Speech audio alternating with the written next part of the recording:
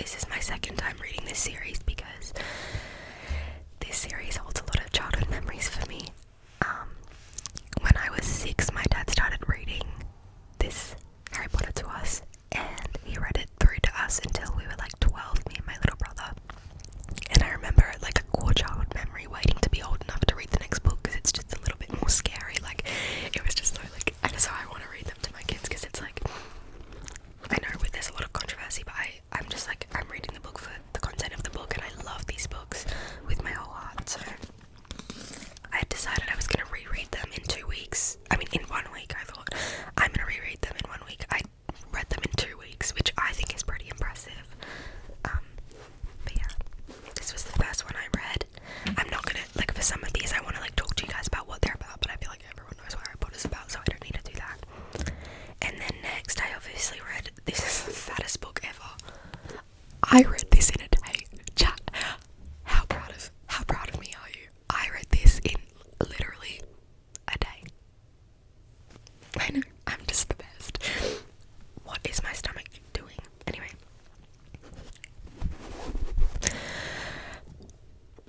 So yeah, I read this in like one sitting, and I was doing immersive reading for a lot of it, so I had an audiobook and I was playing it on 3 times speed out loud, and my family was like, what the heck? But no, I love this book, and I remember this used to be, as a kid, the movie of this one used to be my favourite because I really liked Joe Chang. I was like, I wish her and Harry ended up together. Oh no, is this the one where Harry starts liking Ginny? Which one is that? Because I remember as a kid I like folded all the pages. Oh stop, no, that's the 6th one. But I remember that was a cool memory as a kid because I loved Harry and Ginny, and obviously no one else freaking does. Everyone thinks Harry and Hermione are together, but you guys clearly have not read the books. So I think everyone needs to read the Harry Potter books, to be honest. And then we have the 6th one, Half-Blood Prince. Oh wait, I should tell you guys what I rated them. But I'll finish, and then we have the Half-Blood Prince, and then we have the 7th, which I've lost for some reason. But my rating was, I don't know. Okay, Harry Potter 4 was 4 stars. The 3rd one is my favorite. Oh, I skipped a book. I also read Funny Story by Emily Henry somewhere in there as well. So Funny Story I rated 3 stars. Jeez, I was harsh. I think I started off the year being harsh and then I changed it. But yeah, that was probably a solid 3 stars for me. Harry Potter 4 was 4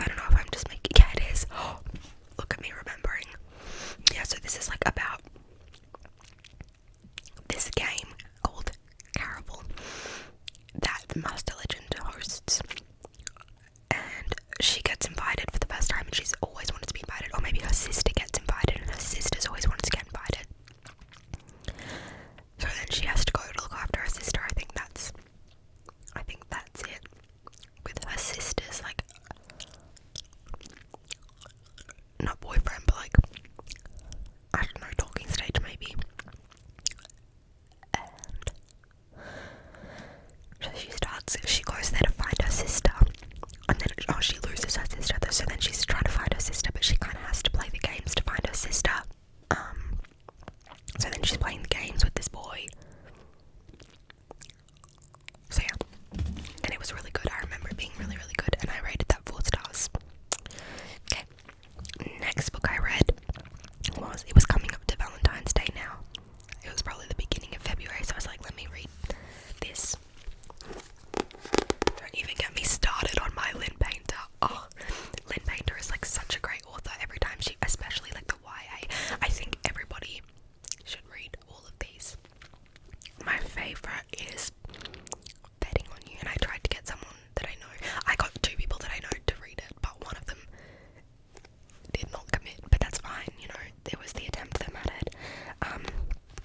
But no, the do-over, I really liked this. I remember really, really enjoying it, but not nearly as much as I enjoyed her other books. Okay, let me stop saying better than the movies, and Betting on You literally changed my life, so maybe a bit dramatic, but I really enjoyed this still, just not as much, but it was still really good, so I rated it 4 stars. And this is about, it's kind of like Groundhog Day, which I haven't seen, but my parents said it was like Groundhog Day. So she's like a really big perfectionist, and everything has to go her way person, and she has to plan everything out, blah blah blah. But then her boyfriend cheats on her on Valentine's Day, so she wakes up.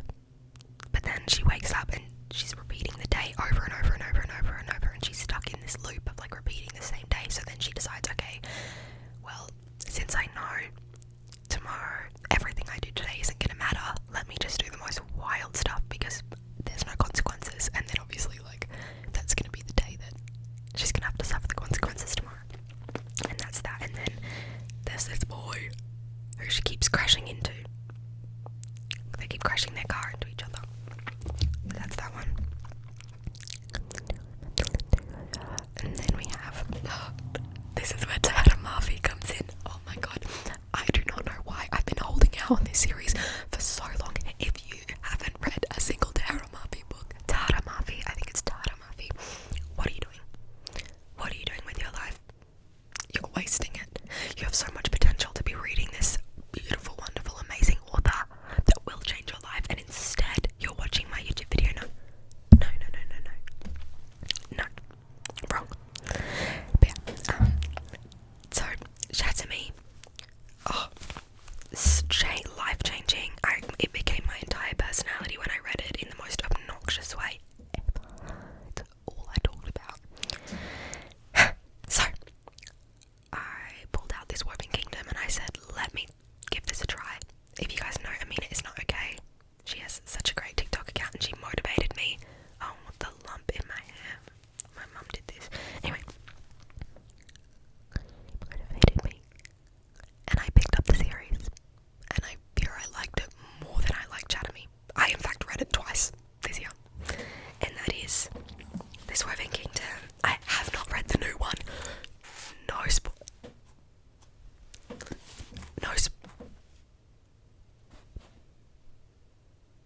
Oh, alright. Anyway, no spoilers in the comments, okay? No one spoil anything for the 4th book, because I have just finished rereading and I'm going to read the 4th one soon. So that's these 3.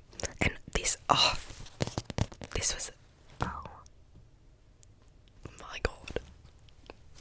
Sorry. People won't leave me alone these days. What was I doing? Oh. So, this series, I won't spoil the 2nd and 3rd, but this series is about a girl named Elise, and this is a book I can fluently explain extremely well. So, there are these creatures called Jinn.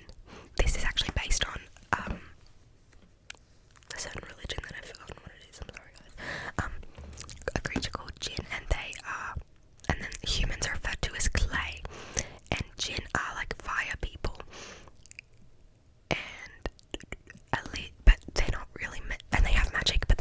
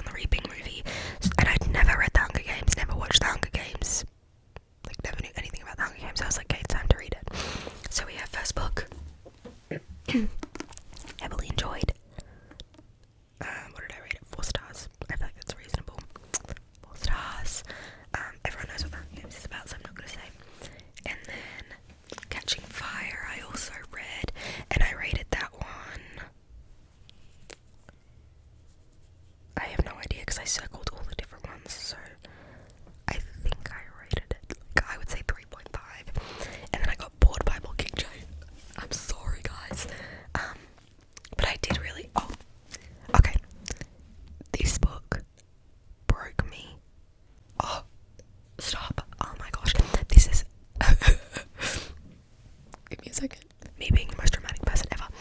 The love of my life in this book, if you've read it, you know,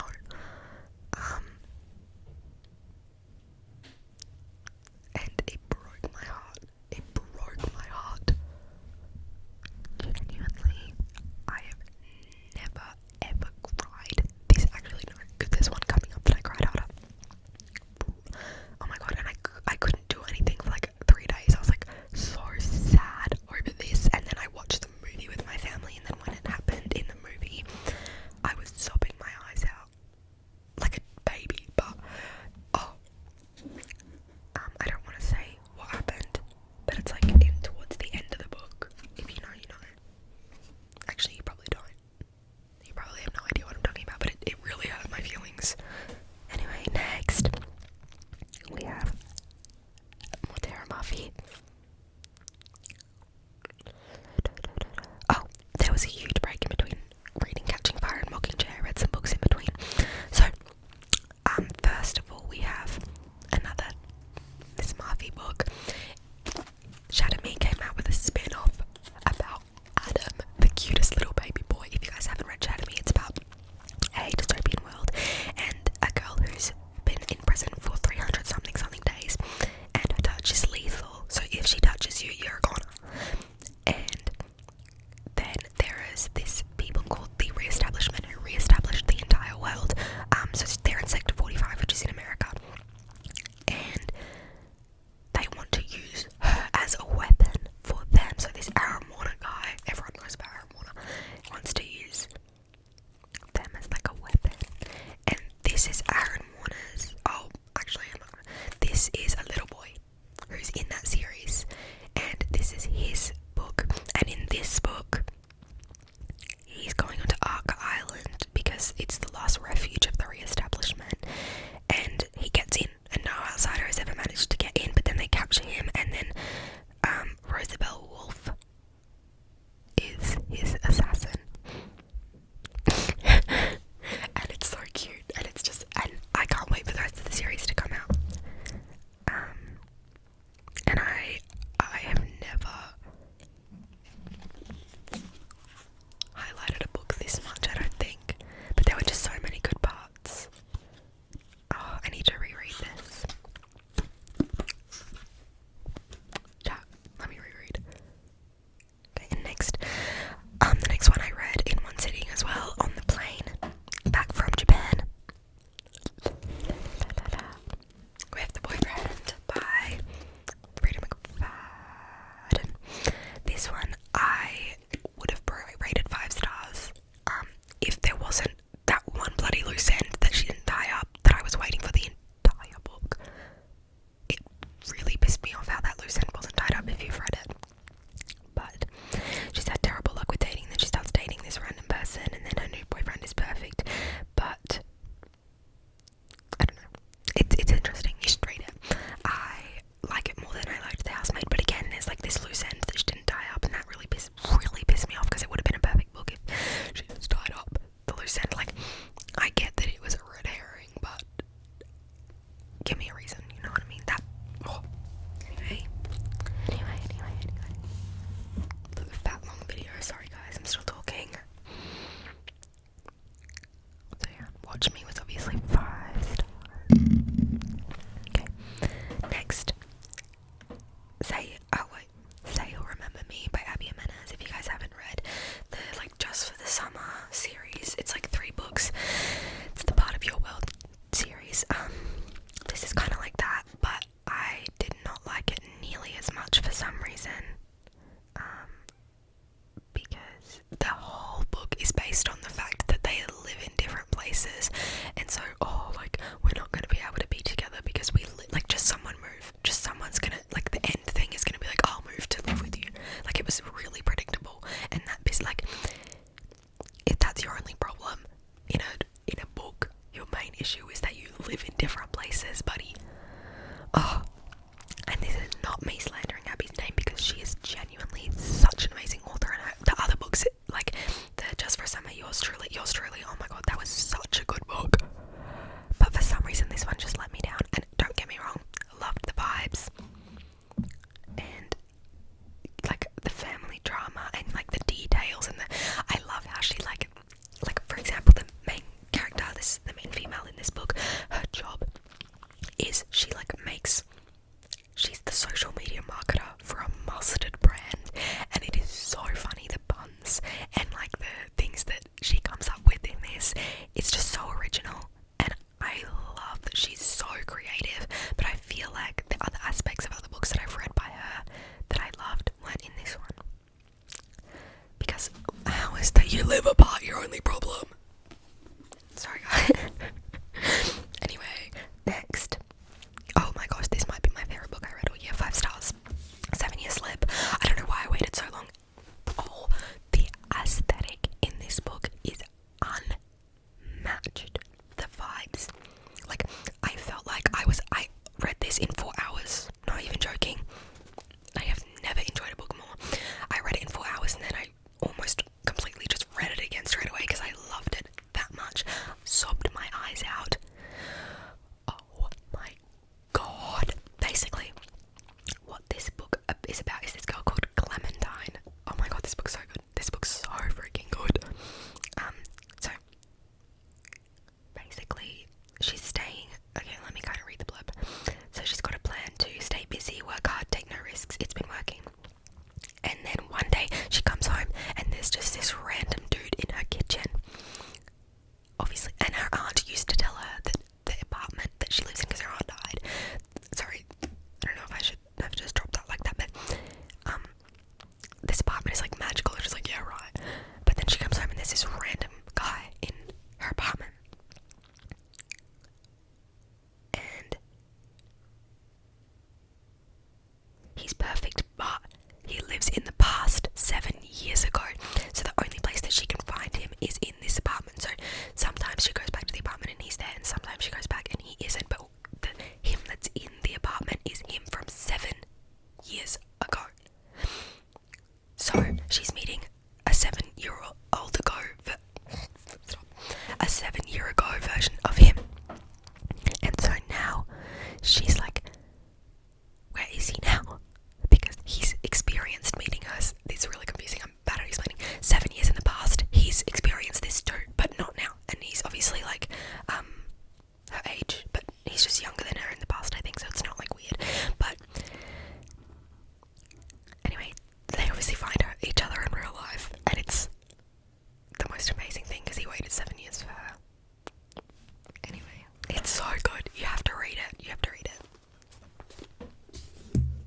Anyway, next. Romancing the... Oh yeah, because I read the next. Actually, this one wasn't as good, but I like it because it's about writing songs, and basically they had to... This one is really cute, and I like it most because I love writing music, but it was like they had to write... Oh, they could hear each other's thoughts. She always includes like a supernatural element, so they're cursed to hear each other's thoughts. And the way to break the curse is to write this song. And so and the notes for the song are on the front cover, so you can play it. And the song ends up being really bad. For one, but like, the premise is there, you know what I mean? And he's like this famous guy and whatever. But I did not like it as much as the other one. But then, like, she doesn't end up wanting to break the curse because she likes hearing his thoughts, blah blah blah. But yeah, and they write the song together, and it's really, really, really, really, really, really cute. And like, why does it?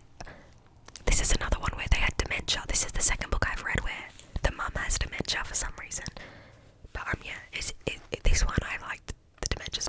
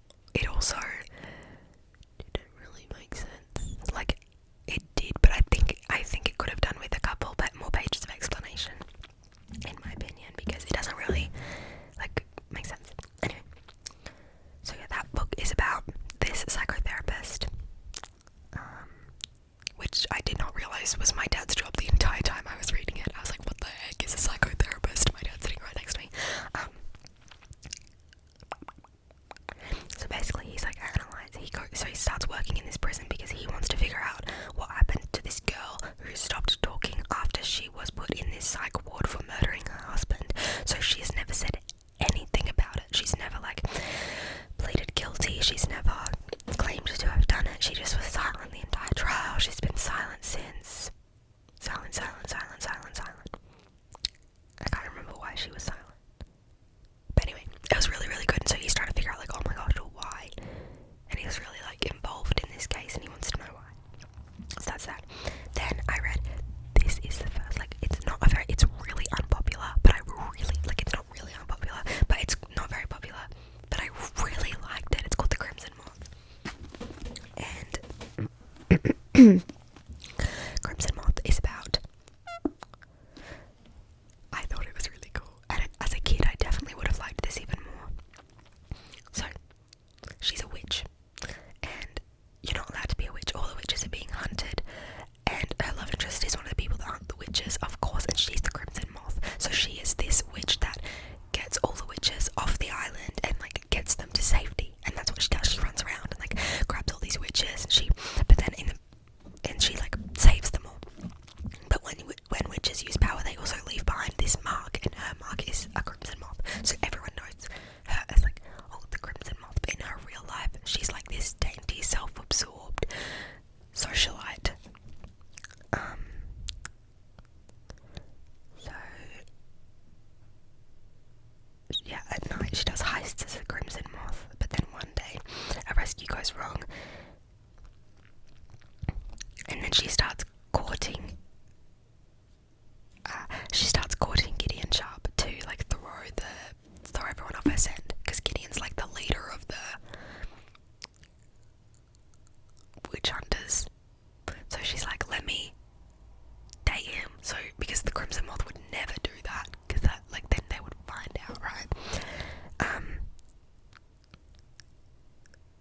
But he's doing the same thing. He's trying to figure out if she's the Crimson Moth. Yeah. So there's that one. And then this is the second one. After he finds out who she is, and then this is afterwards. And they're really, really good. Sorry, Loki spoiled it. But no, it's really, really good. And then I read Not Quite Dead Yet. I can't talk about this book. I have never sobbed so hard in my entire life, and for the next week I literally could not function as a normal human. This book actually tore me to shreds. It's Holly Jackson's new book. Holly Jackson, she does it every time. She writes a bloody masterpiece and no one knows how, but she just does it. Oh my gosh, this book broke my heart. I think it's because I saw myself a lot in Billy. Not that everyone likes me, but I think I saw myself in Billy a lot, and so it literally broke my heart at the end. I don't know how she managed.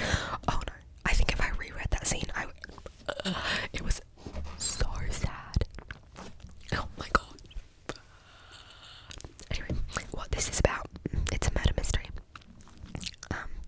So she always kind of says like, I'll do it later. She's that person that's just like, oh, I'll do it later. She says that all the freaking time. But on Halloween, she's violently attacked by an unseen intruder.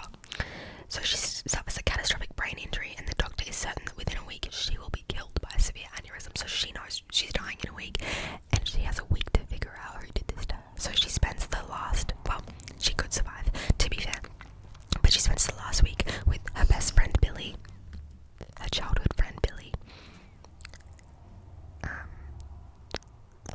trying to figure out who killed her, or who tried to kill her.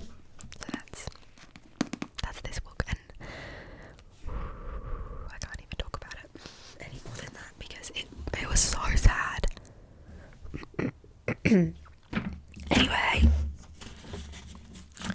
next book. What the? Oh yeah, Happily Never After. That's a really cringe title, but of course it's Lynn Painter. Adult books are a bit different, but I found this interesting, but I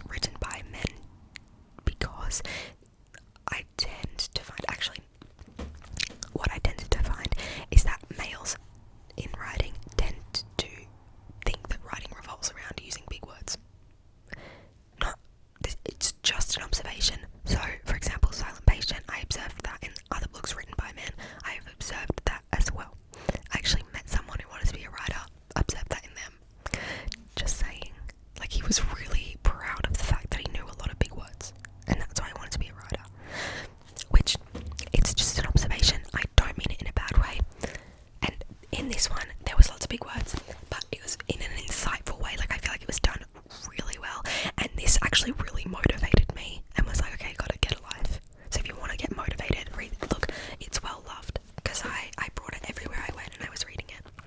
It's so inspiring and it's really interesting. Like, if you want to feel smart, read this, because I felt really smart after I finished reading it. What it's about is this girl, like herself, sorry, she has a really bad day. I don't know why I'm laughing, that's not funny, but she decides my life's over, but then she finds herself okay, chat, I'm late to work, so watch me hurry up. Anyway, in the library, it's like in between life and death, so she can relive all of the decisions that she made. She can be like, what if I didn't make this tiny little decision? Like, what if I actually did stay home from school that day? What if I decided to have this job? Like, and then she can go, and she's dipped into the world where that is a reality, and she can see all of the lives she could have lived and all of the people she could have been. And it really, like, is such a shell-shocking experience, because you're like, oh damn, like, I'm fully in control of my life. Jeez. But it was really insightful. And then last book, because I need to go to work. Thanks, Katie.